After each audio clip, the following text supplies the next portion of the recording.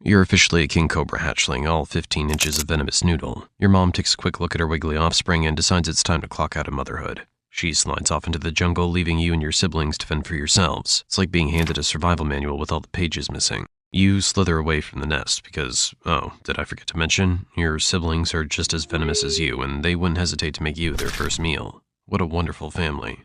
Now, on your own, you set off to explore this dense forest located somewhere in Southeast Asia. Unlike most snakes who prefer the cover of darkness, you're a daylight hunter. The sun's warmth energizes you, making you ready for your first adventure. Oh wait, did you just realize that you look like any ordinary snake? No sign of those signature flared ribs that make you special? Because, my friend, King Cobra doesn't waste its intimidation tactics on casual strolls. It only spreads its ribs when it's feeling spicy, either threatened or ready to throw hands. Fangs. Otherwise, it just folds up like a normal snake, undercover mode activated. Oh, look, a skink scurry spy. You freeze, your keen eyes locked on target. With lightning speed, you lunge, your tiny fangs sinking into its flesh. From day one, your venom's potent enough to take down prey. Your first meal's served. Not bad for your first day on the job. At this age, your meals are typically about the size of this lizard, quite fitting for a worm like you. Suddenly, you notice a monitor lizard heading your way. That's bad. Will you make a run for it? Oh, wait, it hasn't noticed you yet. That's definitely thanks to your striped skin, which helps you blend seamlessly into the background. You're basically nature's ninja. The monitor lizard wanders closer to a stream, and you realize something interesting.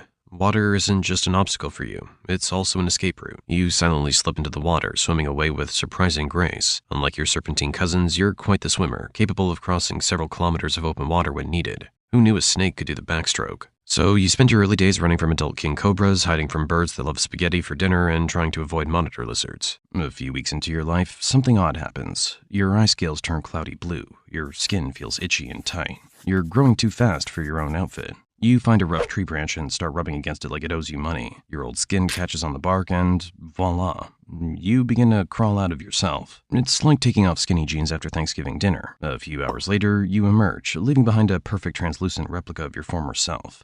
Your colors are brighter now, your senses sharper.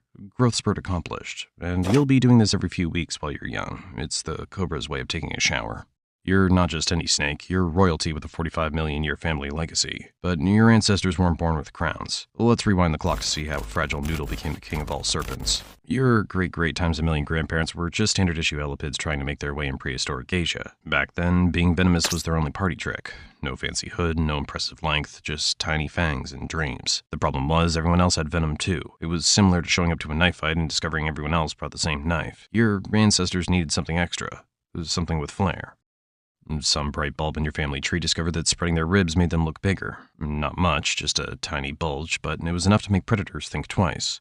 Those who could puff up had a better chance of surviving during that era, while the ones who couldn't were eliminated. This trick started getting passed down from one generation to the next, improving a little more each time. Fast forward a few million years of evolutionary tinkering. Your ancestors' ribs started getting longer and more flexible right around the neck area. Meanwhile, special muscles developed, the levator costae and supercostalis lateralis superior, if you want to get fancy about it, giving them control over this new party trick. By about 20 million years ago, the hood was taking shape, and your ancestors were testing their new look on the prehistoric runway. Those with wider, more impressive hoods scared off predators and impressed potential mates, a 2-for-1 special in the evolution department. The wild thing is, you're not even related to the real cobras. Despite your royal title, you're actually closer cousins with mambas than with true cobras. You and the Naja cobras both independently thought a neck fan would look great with this outfit. Scientists call this convergent evolution, when unrelated species develop similar traits because they work so well.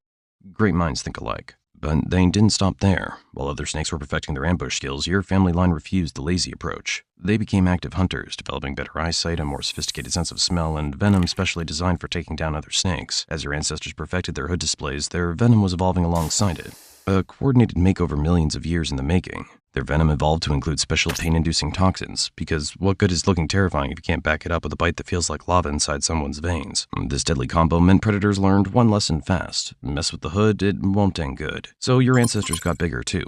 Much bigger. Those extra feet meant they could rear up higher, making their hood display visible above the grass, like a periscope made of pure intimidation. And here you are, the culmination of millions of years of showing off and eating your distant cousins. Your hood isn't just for show. It's your family signature move, perfected over eons. Each rib, each specialized muscle, each drop of venom is the result of countless ancestors who were just a little bit better at being scary than their friends. Now it's your turn to wear the crown. The royal lineage continues.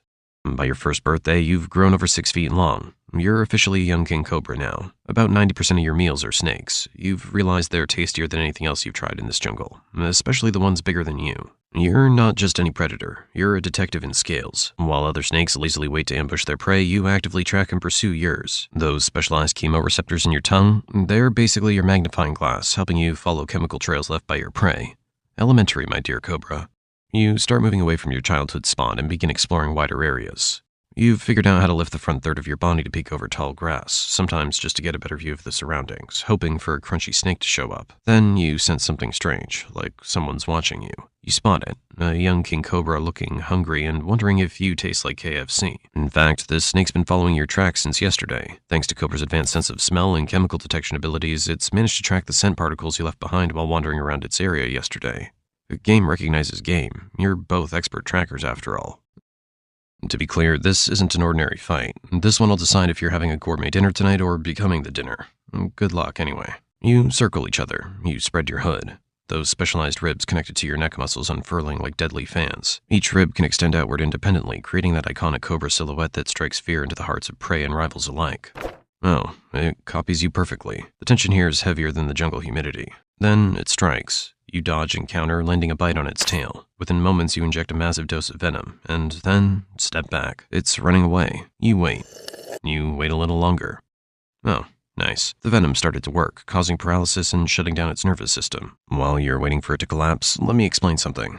Your venom's specifically designed to target the nervous systems of other snakes, making it particularly deadly to reptiles. On top of that, you inject enough venom to kill 20 to 40 adult humans. Literally. Oh, look at that. It's done. Time to figure out how this cheeky fellow tastes. Another snake added to your growing list of jungle flavors. Your life continues like this, tracking and pursuing snakes of all kinds in the jungle, facing close calls with eagles and tigers, and having near-death fights with other cobras. Your hunting style sets you apart from other snakes. You're not some lazy ambush predator. No, you're more like a skilled detective, following trails and actively pursuing your targets in broad daylight. By the time you're 6 years old, you're an 18-foot-long king cobra, officially the longest venomous snake in the world. You've settled into a rhythm now, shedding your skin every couple of months.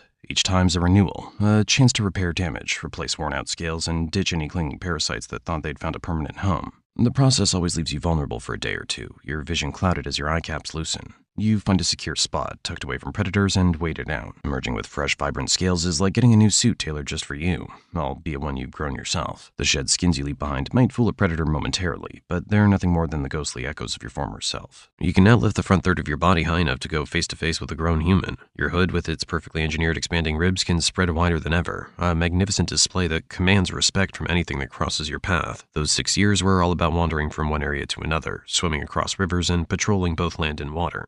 Now things have changed. You've developed a territorial instinct. You find a spot in the jungle that you like, complete with pristine streams for drinking and swimming, and claim it as your own. You defend it fiercely. Any visitor ends up as your next meal. Turns out your loyalty to this patch of land surpasses the loyalty some humans show to their spouses. Oh, here comes a cobra for an unexpected visit to your territory.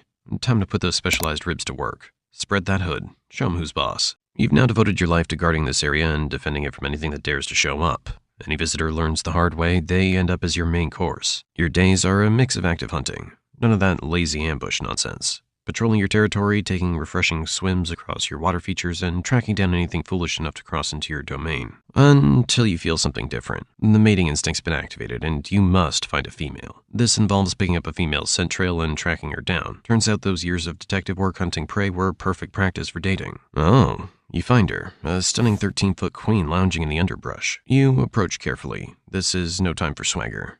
If she's not in the mood, your courtship could quickly turn into her dinner. Your hood-spreading ribs twitch in anticipation. Oh, look, another contender arrives with the same goal in mind. This means one thing, a dominance duel. Unlike your usual battles, this isn't a fight to the death. The goal here is to impress the queen, not fill your stomach. You twist, coil, and wrestle, each of you trying to pin the other to the ground.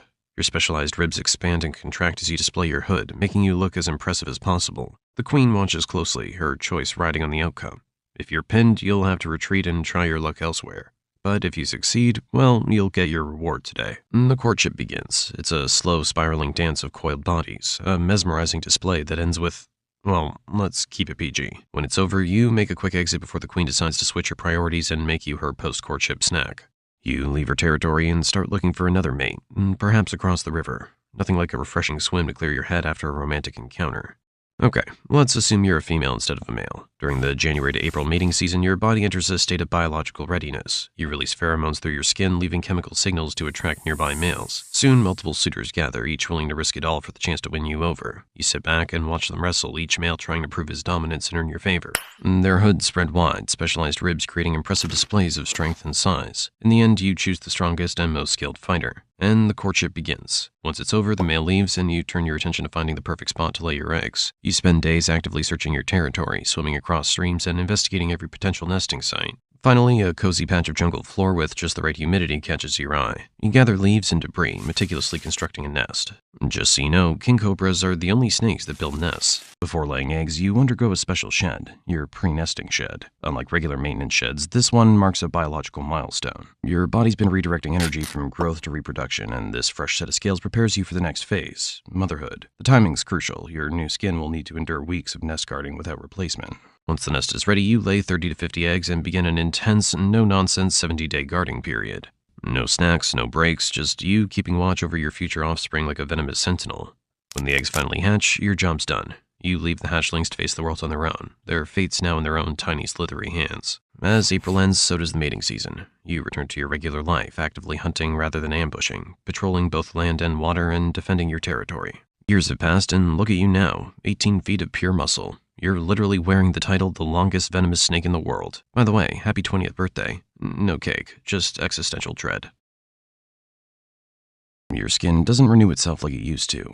Where once you'd shed every few months in a smooth, efficient process, now it's become a drawn-out, patchy affair. Sometimes bits of old skin cling stubbornly, refusing to release their hold. Your scales, dull and weathered between sheds, don't regain their youthful luster even after the process is complete. It's yet another sign that time's catching up with you.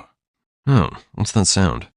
Another cobra is approaching your territory. This guy isn't just passing through. Usually you'd show off your hood and give it your best warning display, but something feels different. Your reactions aren't quite what they used to be. Your scales, once glossy and vibrant, have dulled with age. Even your venom glands don't produce quite as much as they used to. Oh no, he's got that lean, hungry look in his eyes. The kind that says, I'm not here to chat, I'm here for dinner, and guess what? You're the main course. You try to ready yourself for battle, mustering up the scraps of strength that age hasn't stolen. Flick of the tail here, a warning hiss there, but let's be real. You're not the apex predator you once were. The fight begins, a desperate dance of fangs and fury. You strike, he dodges, and surprise, you've been caught. The pain hits you like a lightning bolt as venom courses through your veins. It's over, you can feel it. Your rival watches you falter, savoring the moment like a connoisseur about to sample his favorite dish. And then, just as your world fades to black, he begins his feast.